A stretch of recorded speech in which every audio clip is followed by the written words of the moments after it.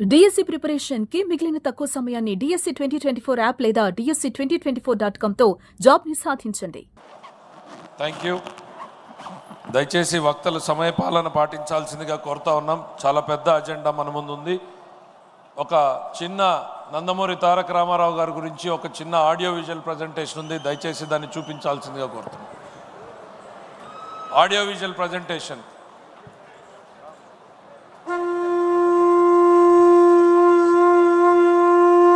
మహా వేడుకల నింగి నేల పసుపుమయమై పరవశించేలా అంగరంగ వైభవంగా జరుగుతున్న మహానాడు పండుగ వేళ 10 కోట్ల తెలుగు తమ్ముళ్లకు, ఆడపడుచులకు, రైతన్నలకు, శ్రమజీవులకు, దేశ విదేశాల్లో తెలుగు కీర్తి పతాకాలుగా వెలుగొందుతున్న మన బిడ్డలకు వివిధ రంగాలలో తమ ప్రజ్ఞా పాఠవంతో తెలుగు తల్లికి సాంస్కృతిక, సాంకేతిక, సాహిత్య నీరాజనమిచ్చిన కళాకారులకు, మేధావులకు, శాస్త్రజ్ఞులకు, విఘ్నులకు, ముఖ్యంగా నా పసుపు జెండాను కుండెల మీద మోస్తున్న తెలుగుదేశం కార్యకర్తలకు నా హృదయపూర్వక నమస్సుమాంజలి.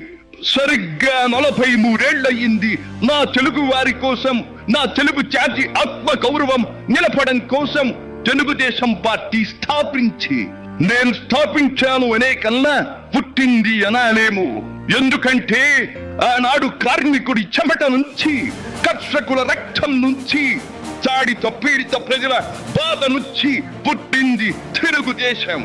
కులమత వర్గాలకు అతీతమైన నవ సమాజానికి సరైన నిర్వచనం చెప్పేందుకే తెలుగుదేశం పుట్టింది. పేదకు కనీస అవసరాలైన పూటకు పక్కెడన్నము, తన దాచుకోవడానికి పక్కా ఇల్లు, గౌరవం నిలుపుకోవడానికి ఒంటి మీద వస్త్రం, వీటితో పాటు రైతన్నల సంక్షేమం, ఆడపడుచుల అభ్యుదయం, బలహీన వర్గాలకు పాలనాధికారం, వీటిని అందించడం కోసం మొదలైన తెలుగుదేశం ప్రస్థానం ఆ తరువాత ఎన్నో మలుపులు తిరిగింది. కొత్త జగతికి, అపూర్వ ప్రగతికి పాటను వేసింది. హైదరాబాద్, సికింద్రాబాద్లకు ట్యాంకు బండతో నేను సాంస్కృతిక వారధి కడితే, ఆ తరువాత సైబరాబాద్ అనే కొత్త నగరాన్ని పుట్టించి తెలుగు నేలకు, ఆధునిక ప్రపంచానికి సాంకేతిక వారధిని కట్టించిన వాడు చంద్రబాబు. లక్షల రూపాయల జీతం గురించి ఏమారైనా కలగన్నామా? దాన్ని సాధ్యం చేసింది నా తెలుగుదేశం ప్రభుత్వమే అని చెప్పడానికి నాకు గర్వకారణంగా ఉంది. డ్వాక్రా సంఘాలతో నా ఆడపడుచులు సాధించిన ఆర్థిక స్వాతంత్ర్యం చూసి నాకు సంతృప్తిగా ఉంది. గోదావరిని కృష్ణమ్మతో కలిపేది ఎప్పుడో పోలవరం తెలుగు వారికి దేవుడిచ్చిన వరంగా రూపొందే శుభదినం ఎప్పుడో అని ఆనాడు నేను పలవరించాను. పట్టి సీమతో ఒకటి నెరవేరింది. పోలవరం పూర్తితో మరొకటి ఇంకా 2 ఏళ్లలో నెరవేరబోతోంది. రెక్కలు ముక్కలు చేసుకున్న డొక్క సగం నిండని పేద ప్రజానీకారికి ఇంత ఆదరవు కల్పించడానికే ఆనాడు కిలో 2 రూపాయల బియ్యం పథకం పెట్టాను. అటువంటిది P4 కార్యక్రమంతో పేదకు పేదరికం నుండి విముక్తిని కలిగించి బంగారు కుటుంబంగా తీర్చిదిద్దే చంద్రబాబు ప్రణాళిక అహో అద్భుతం, మహాద్భుతం.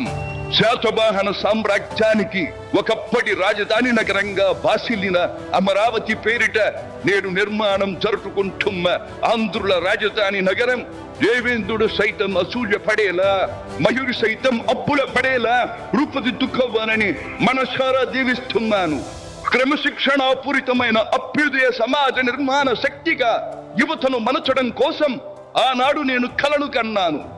యువగణానికి ప్రాధాన్యమిచ్చి యువశక్తికి పదును పెట్టి నా కలను నేడు తీరుస్తున్నాడు నా మనవడు లోకేష్. అంతేకాదు, అధికారానికి సరైన నిర్వచనం మానవ సేవ అని ఆనాడు నేను పాటించిన నియమాన్ని నేడు గతంలో ఆచరించి పార్టీ కార్యకర్తకైనా, సాధారణ పౌరుడికైనా అండగా నిలుస్తూ నా వారసత్వానికి వన్నెదిస్తున్నాడు లోకేష్.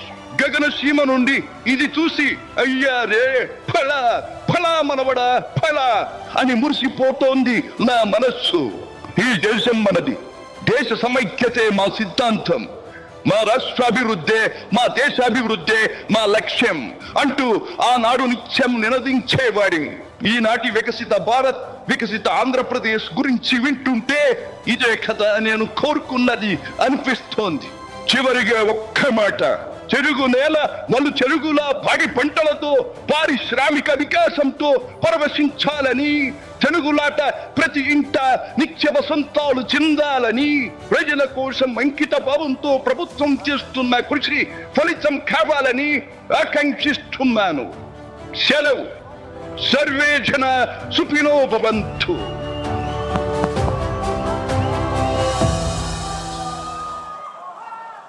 చంద్రబాబు నాయుడు గారు ఇన్ఫర్మేషన్ టెక్నాలజీ అన్న రోజుల్లో అర్థం కాలేదు. ఇప్పుడు ఆర్టిఫిషియల్ ఇంటెలిజెన్స్, క్వాంటమ్ టెక్నాలజీ అంటుంటే ఇంకా ఆలోచిస్తూ ఉన్నాం.